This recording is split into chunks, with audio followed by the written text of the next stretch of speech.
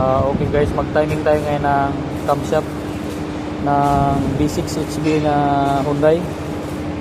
So ituro ko sa inyo guys kung paano natin i-timing tong camshaft nya. Ito yung camshaft. Una guys, dito sa likuran ng makina, pag binubuksan natin yung dito sa may flywheel, kailangan naka-ano dito yung piston number 1. So sa piston number 1, makita natin dito yung teeth. Nakatap siya guys. Kailangan nakasentro yan dito. Itong pinakakanto, pinakakaliwa na side, dito siya itapat mo yung letter teeth. Letter teeth. Yan yung timing niya guys sa camshaft pag mag-timing ka. Tapos pagdating naman dito sa camshaft, para sure ball tayo na magiging top number 1 yan, ano nyo muna yung cap ng camshaft. Itong cap number 7, ito cap number 7, makita natin dito ang mayroon siyang sikunyal, crosswasher kabilaan, crosswasher, mayroon siyang butas guys. Itong butas na to, ito yung gamit sa pag-tap sa gear natin para sure ball na hindi papalpak yung pagkabit natin ng crankshaft, ng camshaft. So dito naman sa camshaft, makita natin isa lang yung may butas guys na sulit yan tagusan yung butas, tagusan. Gagamit tayo ngayon ng isang rod na saktong-sakto dito sa butas, yan yan guys, tagusan niya 0-0 kailangan 0-0 yung rod natin. Sa pagtap nito, kailangan siya, ang katapat nito ito, di ba ito siya dito kabit.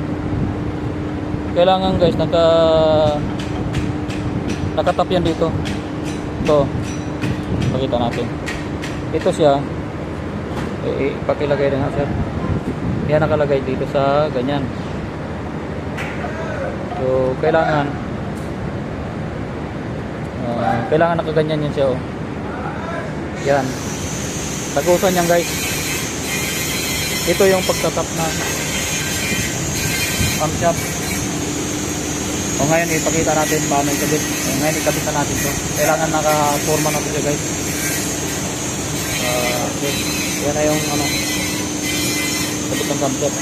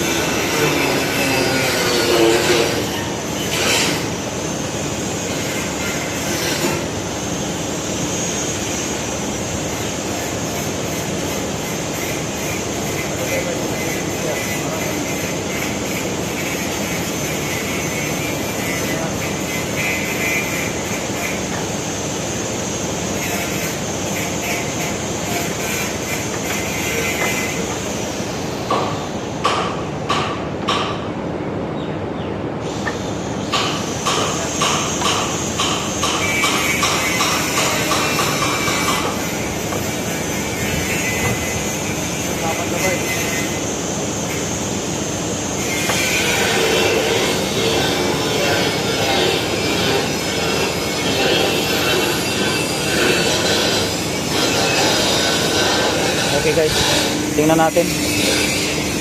So ngayon nakabit na natin guys. Ito na yung top ng camshaft.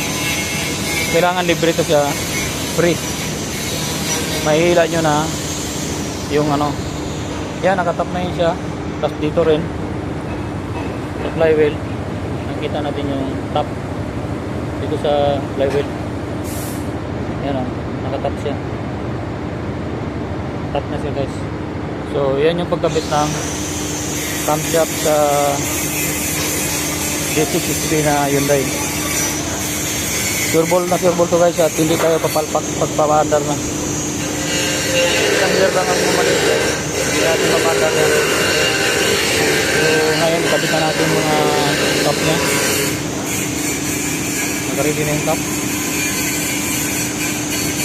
Yan.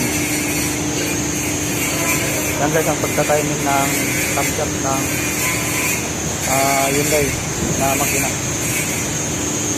Okay. So pa rin kasama ko si Sir Roel. Hi sir. Hi. Partner ko dito. So ngayon guys, nakabit na natin ito, no?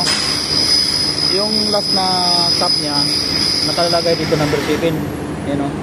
Cap number 7. Ngayon sunod-sunod na natin ito paglagay. Ang sunod natin ay cap number 6. So yun guys, oh, nakalagay cap number 6. Yan yung ilagay natin dito. Tapos cap number 5. Kailangan di tayo magkamali guys. Yan, oh. Yan, nandiyan yung number. Nakaready na rin pati bearing. Yan dito.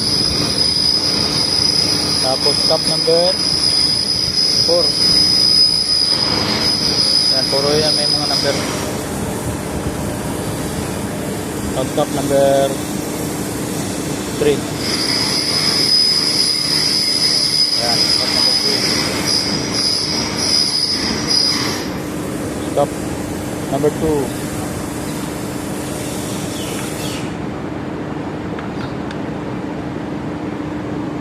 Tapos cap number 1. So yun guys, yan ang pag-fitting ng camshaft. Review tayo ulit. Ito libre, free siya. At ang timing dito, yan guys, kailangan naka ano siya. So yun guys ang timing ng camshaft sa Hyundai na 60 HP. Okay guys, sana mayroon kayong natutunan sa ating video ngayon. Pwede rin kayo mag-message kung mayroon kayong kailangan itanong. Message lang kayo guys. So ang kasunod natin ito, lagyan na lang ng mga bolt. Tapos rocker arm. Yan ang kasunod natin, rocker arm.